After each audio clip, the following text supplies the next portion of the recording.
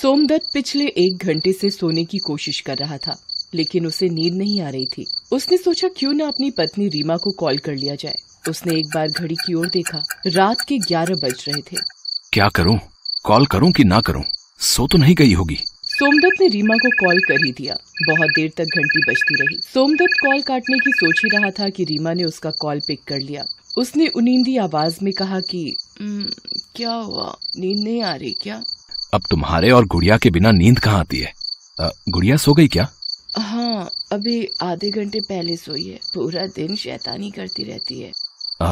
तुम दोनों को बहुत मिस करता हूँ। हम भी आपको बहुत मिस करते। अच्छा, आपकी छुट्टी का क्या हुआ? कब तक यहाँ आ जाओगे? 15 दिन में मैं वहाँ आ जाऊंगा।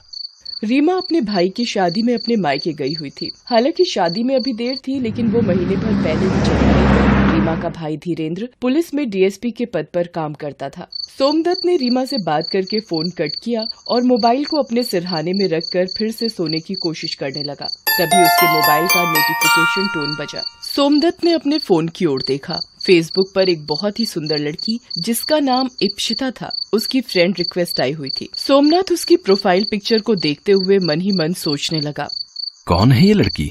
इसे जानता तो नहीं हूँ मैं। कोई म्यूचुअल फ्रेंड भी नहीं है। वो कुछ देर सोचता है, फिर उस लड़की का फ्रेंड रिक्वेस्ट एक्सेप्ट कर लेता है। फिर वो सो जाता है। अगले दिन जब वो ऑफिस निकलने ही वाला होता है कि उस लड़की का मैसेज उसके मैसेंजर बॉक्स में आता है, जिसमें लिखा होता है, हाय हैंडसम। एक बात और गौर करने वाली थी कि उसकी रात वाली प्रोफाइल पिक्चर भी बदली हुई थी और इस नई पिक्चर में तो वो और भी सुंदर लग रही थी। ये लड़की है तो बहुत सुंदर, लेकिन कौन है ये? और मुझे इस तरह से हाय हैंडसम क्यों लिखकर भेजा है? अरे शादीशुदा हूँ मैं।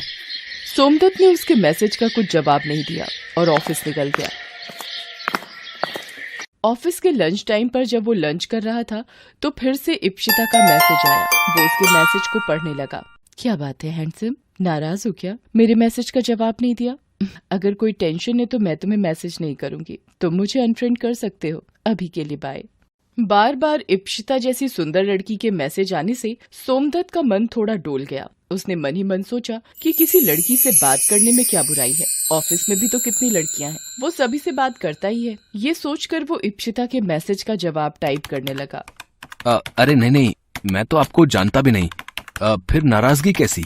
उसके बाद इप्शिता से वो काफी देर तक चैट करता रहा। उस चैट में वो कहाँ काम करता है, क्या करता है और अपना फोन नंबर भी दे दिया। सोमदत्त ने सोचा कि इप्शिता का कॉल आएगा, लेकिन उसने कोई कॉल भी नहीं किया। फिर 2 दिनों तक इप्शिता का कोई मैसेज भी नहीं आया, लेकिन सोमदत्त बार बार अपने मैसेज बॉक्स में जाकर देखता कि कहीं उसका कोई मैसेज तो नहीं आया है।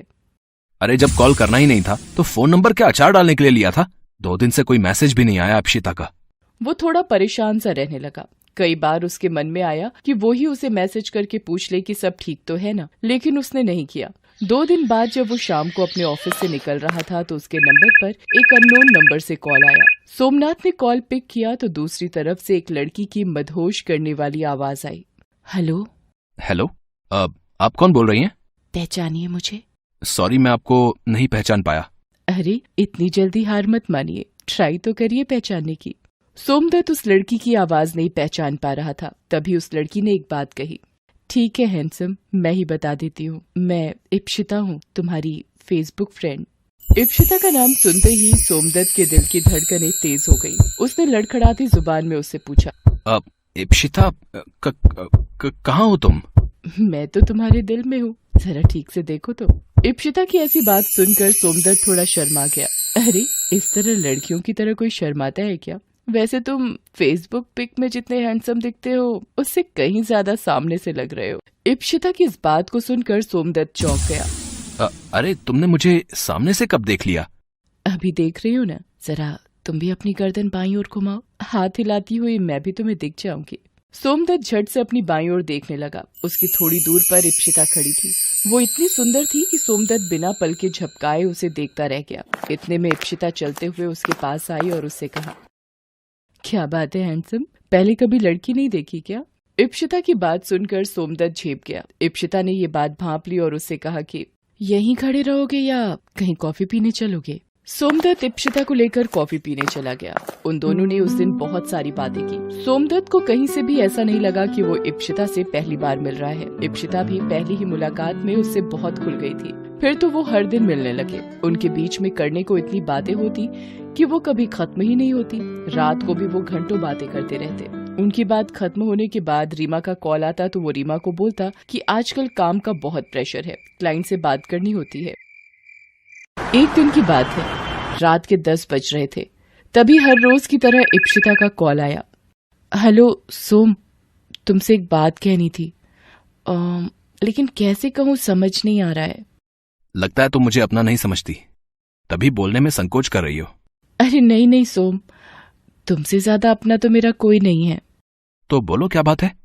उसके बाद इप्शिता ने सोमदत्त से कहा कि आज उसके घर में कोई नहीं है और उसे रात में अकेले में डर लग रहा है। अगर तुम इस समय आ सकते हो तो आ जाओ। सोमदत्त सोच में पड़ गया। क्या हुआ, नहीं आ सकते? अच्छा रहने दो, मैं मैनेज कर लूंगी। इप्शिता ने ये बात इस अंदाज में और थोड़ा दुखी होकर कही कि सोमदत्त तुरंत तैयार होकर उसके घर पहुंच गया। ये पहली बार था जब सोमदत्त इप्शिता के घर गया था। सोमदत्त को अपने घर देख इप्शिता बहुत खुश हो गई और उसने उसे गले लगा लिया। सोमदत्त को थोड़ा अजीब तो लगा, लेकिन उसे भी इप्शिता का गले लगाना अच्छा लगा, इसलिए उसने कुछ नहीं बोला। थैंक यू सोम, तुम नहीं आते तो पता नहीं आज की रात में अकेले कैसे काटती। अच्छा, तुम कॉफी पियोगे या तुम्हारे लिए कुछ स्पेशल लेकर आऊं? ये कहकर इप्शिता किचन में चली गई। जब वो बाहर आई तो ट्रे में 2 गिलास और ड्रिंक थे। दोनों मिलकर पीने लगे। थोड़ी देर बाद सोमदत्त का सिर भारी होने लगा और वो सो गया। अगली सुबह जब उसकी नींद खुली, सोमदत्त का सिर अब भी भारी लग रहा था। तभी उसकी नजर इप्शिता पर गई, जो लगातार रोई जा रही थी। सोमदत्त ने उससे रोने का कारण पूछा। जब इप्शिता ने कारण बताया तो सोमदत्त का सिर घूम गया। वो थोड़ी देर वहां रुककर अपने घर निकल गया। आज उसका मन किसी काम में नहीं लग रहा था। वो ऑफिस भी नहीं गया। तभी उसके मोबाइल फोन के मैसेंजर में नोटिफिकेशन आया। उसने अनमने ढंग से फोन उठाया। उसके बाद उसने फोन में जो देखा उसे देखकर वो पसीने पसीने हो गया। उसमें उसकी और इप्शिता की कई सारी तस्वीरें थीं। उन तस्वीरों को देख उसका सिर चकराने लगा। वो इप्शिता को कॉल करने ही वाला था कि किसी अनजाने नंबर से उसके पास कॉल आया। कैसी लगी ये तस्वीरें? अगर ये तस्वीरें तुम्हारी बीवी को भेज दूं तो? कौन बोल रहा है? तुम आम खाओ, गुठली मत गिनो। अगर चाहते हो कि ये तस्वीरें तुम्हारी बीवी तक ना पहुंचे तो 1 लाख रुपए तुरंत इस अकाउंट में डालो। 1 लाख? ये तो पहली किश्त है बंधु, और इज्जत बचाने के लिए ये तो कुछ भी नहीं। सोमदत्त बहुत डर गया। उसने डरते डरते इप्शिता को कॉल किया तो इप्शिता ने बोला कि सोम, पता नहीं वो कौन है, लेकिन जो भी है बहुत बदमाश है। उसने मुझे भी कॉल किया और मुझसे भी पैसे मांगे हैं। सोम, पैसे का क्या है, आएगा और चला जाएगा, लेकिन एक बार इज्जत चली गई तो सब खत्म हो जाएगा। सोमदत्त ने 1 लाख रुपए उस आदमी को दे दिए। 1 सप्ताह बाद फिर उससे 30,000 रुपए मांगे गए। 2 दिन बाद फिर से 50,000। सोमदत्त परेशान हो गया। इस बीच उसके साले की शादी की डेट नजदीक आ गई। वो जाना तो नहीं चाहता था, लेकिन रीमा ने उसे जबरदस्ती बुलाया। सोमदत्त वहां भी बहुत परेशान रहता था। रीमा को आखिर समझ नहीं आ रहा था कि उसके पति को क्या हो गया है। सारा दिन वो कुछ न कुछ सोचता रहता। रीमा ने एक बात और नोटिस की थी कि सोमदत्त अपने फोन को 1 मिनट भी अपने से अलग नहीं होने देता। कुछ तो बात जरूर है, ये हमेशा फोन को खुद से चिपकाए हुए क्यों घूमते हैं। एक दिन रीमा ने सोमदत्त को उस ब्लैकमेलर से बात करते हुए सुन लिया। उसे सारी बातें पता लग गई। उसे सोमदत्त पर बहुत गुस्सा आया, लेकिन ये समय उस पर गुस्सा करने का नहीं, उसका साथ देने का था, क्योंकि वो देख रही थी कि उसका पति कितना परेशान है। ये इप्शिता कौन है? इप्शिता? कौन इप्शिता? सोम, झूठ मत बोलिए, मुझे सब पता लग गया है। बस आप सब कुछ सच सच बता दीजिए। रीमा की बात सुनकर सोमदत्त फूट फूट कर रोने लगा और उसे सारी बातें बताई।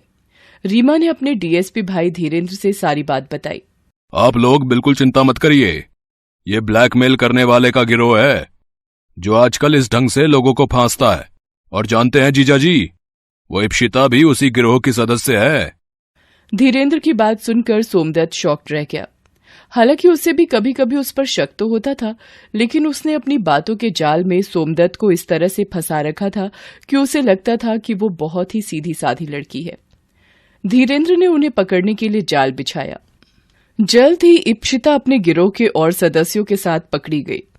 सोमदत्त बार बार रीमा से अपने किए की माफी मांगता।